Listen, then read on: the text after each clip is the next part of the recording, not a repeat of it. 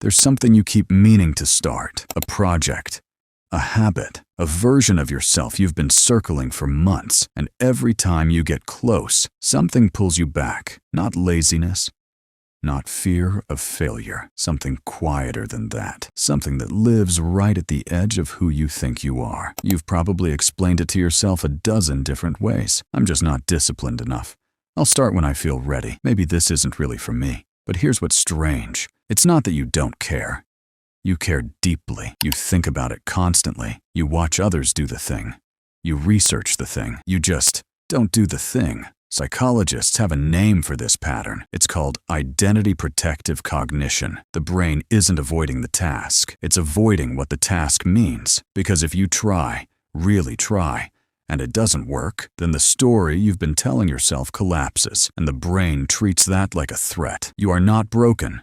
You are not weak. You are human, running a very old piece of software. Your brain evolved to protect your sense of self with the same urgency it protects your body. Because for our ancestors, social identity wasn't a luxury. It was survival. To be nobody was to be alone. And alone meant dead. So when your identity feels at risk, your nervous system responds, not with logic, with resistance. Here's what's actually happening inside you. The brain maintains something called a self-schema. Think of it like a map. Your comfort zone isn't really about comfort. It's about cartography. It's the territory your map has already labeled. When you approach something new, a creative risk, a bold goal, a different identity, your brain notices the map goes blank. And blank space feels like danger.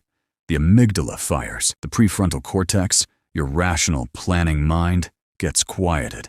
And a voice rises up that sounds like reason, but is really protection. Not yet. Not now. Maybe tomorrow. Psychologists call this self-handicapping. It's not sabotage.